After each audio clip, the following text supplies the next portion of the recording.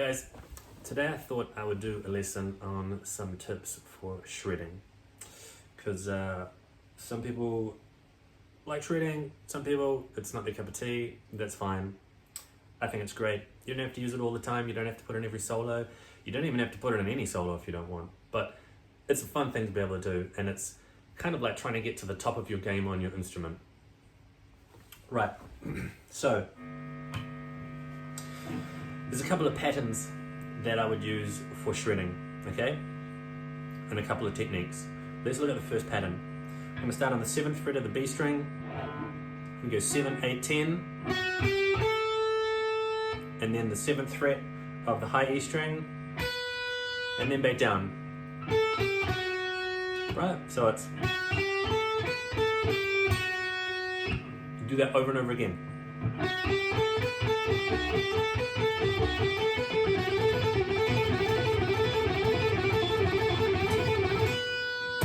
Right, with the goal of getting the guitar as fast as you can.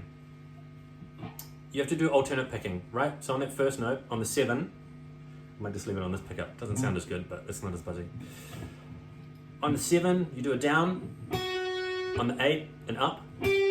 On the 10, a down. On the 7 of the high E, an up. Back to the 10th fret of the B string, down. And then the 8th fret of the B string, up. And that allows you to start again with another down. Right? So it's always just strict alternate. Down, up, down, up, down, up, down, up, down, up, down, up, down, up. Because that's the way that you can pick as fast as possible. Right? There's no point doing 2 ups in a row or 2 downs in a row, because you won't be able to, it's all jerky. It's not going to work. So it has to be strict alternate, right? So that's when you're picking every single note.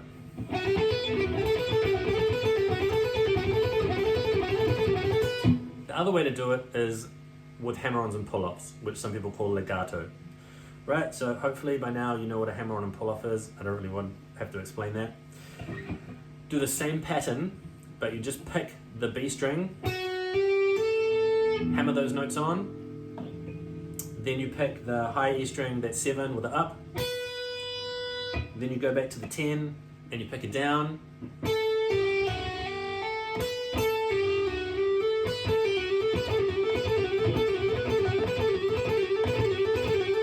we're doing the same notes, but we're doing hammer-ons and pull-offs, which is going to make it smoother. So if I go between the two, I'll go back to this pickup because it sounds more badass. It goes like this.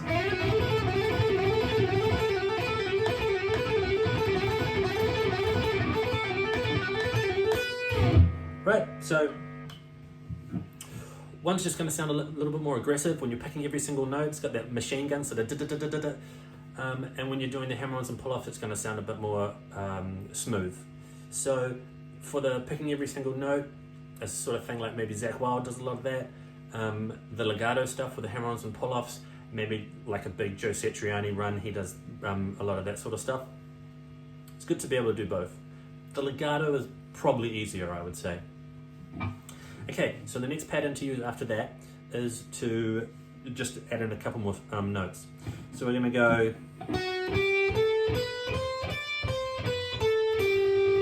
Right, so that was 7, 8, 10 on the B string, and then 7, 8, 10, 8, 7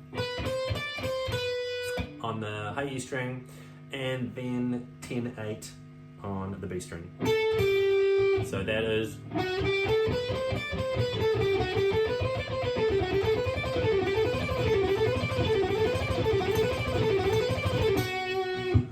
Same thing, legato.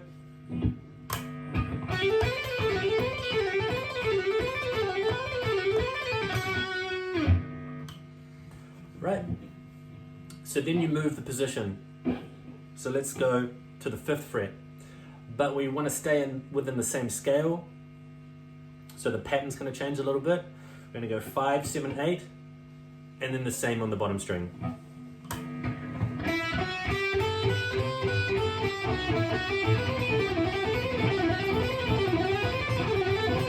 And then you can change between the two positions and do some legato, some picking.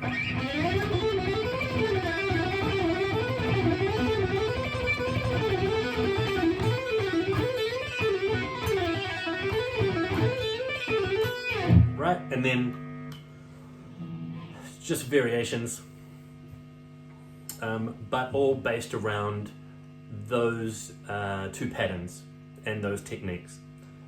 Then you can move to another string. So I won't talk about too much about what notes to use, because you guys hopefully will know your scales. So you use those sort of patterns within your scale. So say you've got like an E minor or a G major scale, like a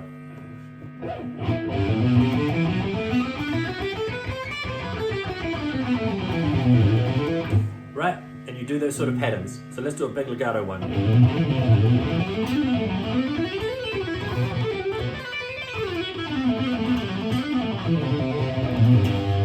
And then the same sort of thing with picking.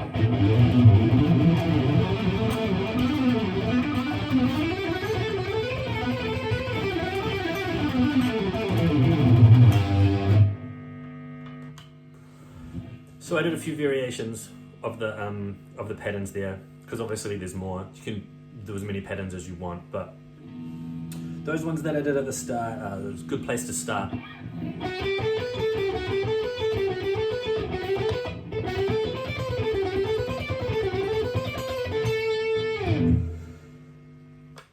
And that's about it, really.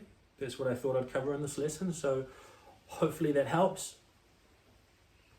It takes a lot of practice and a lot of discipline. You can play along to a metronome if you want. I never bothered doing that, but you can. Then you can increase the BPM, bit by bit to get faster and faster if that's your thing. But one thing is, you just really want to keep it, and playing scales in general, just really want to keep everything really even, because there's no point going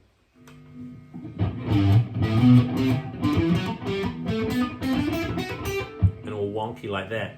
You want to do it slow but even. It doesn't matter how slow.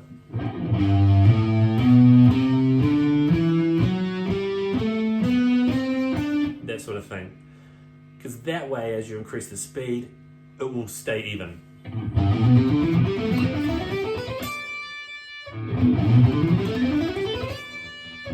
But if you're doing it all wonky and jerky, you won't be able to increase the speed like that.